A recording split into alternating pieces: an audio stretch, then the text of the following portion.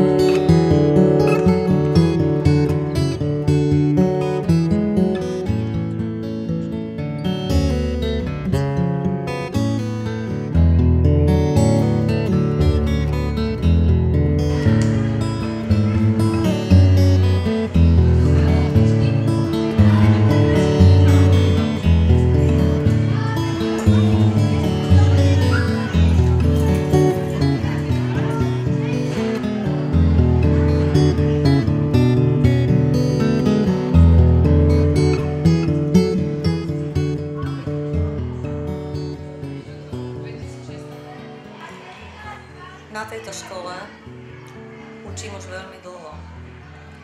Patrím medzi tých najstarších učiteľov, ktorí zažili aj lepšie, krajšie, ale aj horšie časy. V škole pracujem 32 rokov a za tých 32 rokov som sa stretla s mnohými a mnohými deťmi, z ktorých mnohí sa stali úspešnými, dospelými, ktorí robia iba dobré meno tejto škole. Základná škola Vančurová patrí medzi najlepšie školy už od jej vzniku. Zo začiatku na našej škole boli matematické triedy, kde chodili žiaci, ktorí boli veľmi šikovní v matematike a v prírodovedných predmetoch. Neskôr k týmto prírodovedným predmetom pribudli jazykové triedy a žiaci boli zdatní v cudzích jazykoch, najmä v anglickom jazyku. V súčasnosti na našej škole končí, dalo by sa povedať, obdobie, kedy sa na našu školu hlásili deti, ktoré označujeme intelektovo nadané. Tieto deti nám priniesli do života mnoho radosti, ale zároveň i mnoho strastí. Mnohé z nich boli veľmi ťažko zvládnutelné, ale napriek tomu vykazovali vynikajúce výsledky. Myslím, že všetci vyučujúci, napriek tomu, že prekonali obrovské množstvo problémov, boli s pôsobením v tejto škole veľmi spokojní. Deti, ktoré chodia na našu školu napriek tomu, že im nadávam, napriek tomu, že veľakrát si o nás myslia, že sme veľmi prísni, nám spôsobujú aj obrovské množstvo radosti. A v tom je krása nášho povolania. Je to povolanie, ktoré prináša so sebou obrovské množstvo odriekania na jednej i na druhej strane, ale zároveň, keď prichádzajú výsledky, tak sme všetci veľmi spokojní a veľmi šťastní. Nechcem hovoriť o výsledkoch všeobecne, pretože my sme veľmi úspešná škola, ale chcela by som povedať niečo o výsledkoch týkajúcich sa môjho predmetu. V dejepise za posledné roky, odkedy sa začali dejepisné olympiády, každý rok získavame umiestnenia nielen v okresnej, ale aj v krajskom kole týchto olympiád. Som veľmi spokojná s deťmi, ktoré prejavujú záujem, pretože nebyť ich, tak tieto olympiády a vlastne tie vynikajúce výsledky by sme ani nikdy nedosiahli. Takže môžem povedať, že na našej škole veselo funguje symbióza detí a učiteľov. A v tom je to krásne povolanie, ktoré prináša výsledky, spokojnosť na oboch stranách.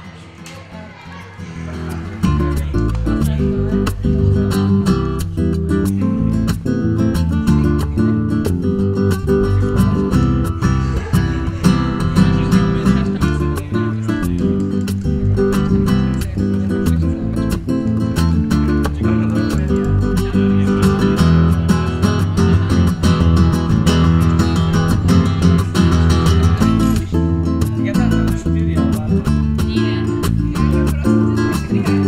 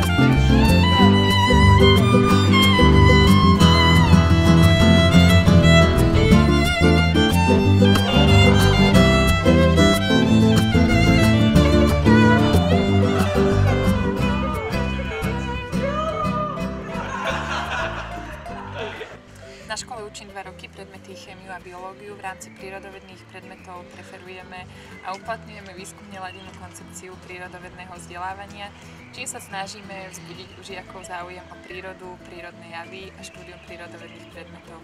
V rámci toho organizujeme napríklad Deň vedy a techniky, ktorý sa organizuje pravidelne v novembri, kde žiaci intelektovo nadaných tried predvádzajú rôzne pokusy z oblasti chémie a fyziky mladším žiakom a snažia sa im vysvetliť ich podstatu na základe pokusov. Vybudovali sme náučný chodník areálom našej základnej školy. Na budovaní sa zúčastnili žiaci, ktorí navštevujú v tomto školskom roku chemický krúžok. Nedávno sme zariadili modernizovanú učebňu biológie, v ktorej okrem mnohých pomôcok je interaktívna tabula, ktorá je veľmi obľúbená medzi žiakmi. V pláne máme mnoho ďalších projektov, o ktorých verím, že sa nám podarí ich zrealizovať aj vďaka žiakom, ktorí sú vždy ochotní zapojiť sa do niečoho nového.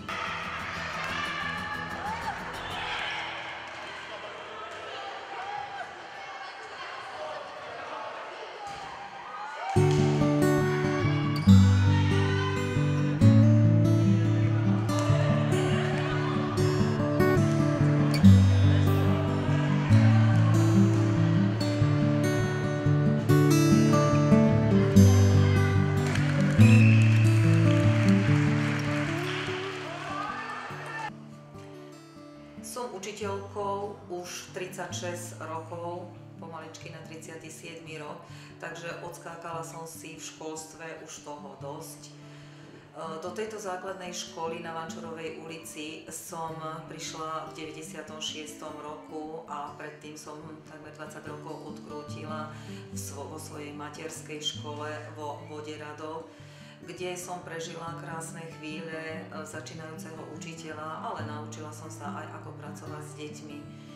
Príchod na Vančurovú školu bol ťažký, ale ja si myslím, že človek v živote musí zmeniť viacejkrát to zamestnanie, aby zistil, ako to vyzerá aj v iných školách, aby sa zoznámil s väčším množstvom detí a toto sa mi podarilo a myslím si, že vstup do tejto základnej školy bol pomerne úspešný.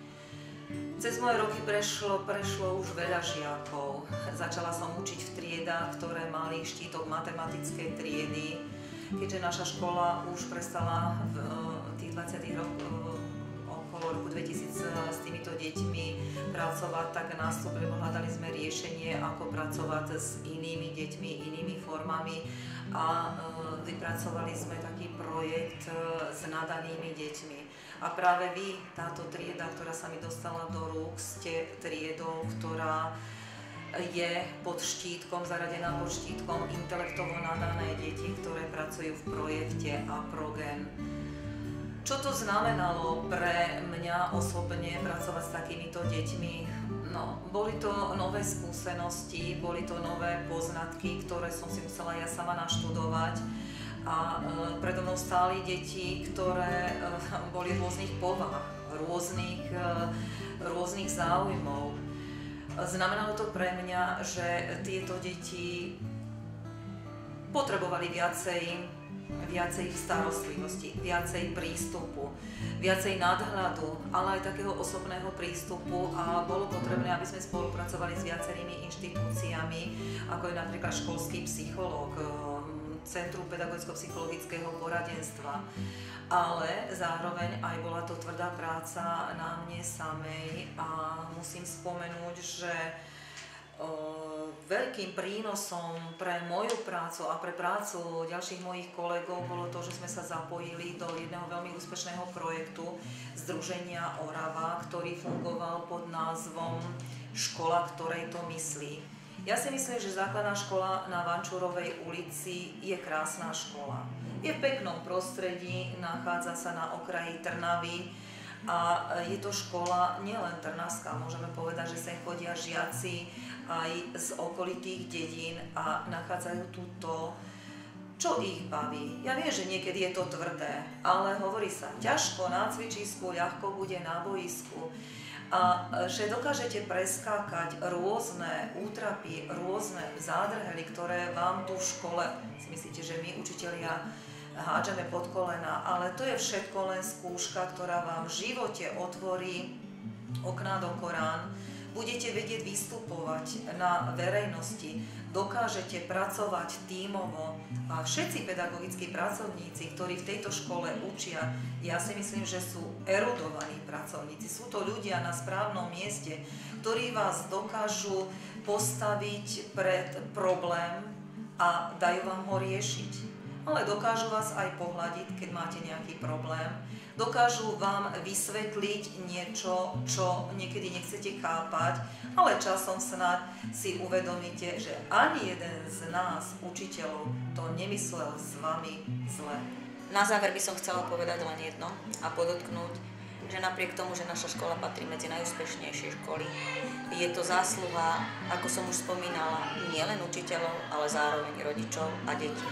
A preto tým, ktorým záleží na vysokej úrovni, vzdelanostnej úrovni vlastných detí, tým by som odporúčila, aby raz, keď svoje dieťa budú dávať do školy, mysleli na to, že niekde na konci Trnavy, na okraji Trnavy, sa nachádza škola Vančurova 38, ktorá ich deti s veľkou láskou privítá a to vzdelanie poskytne.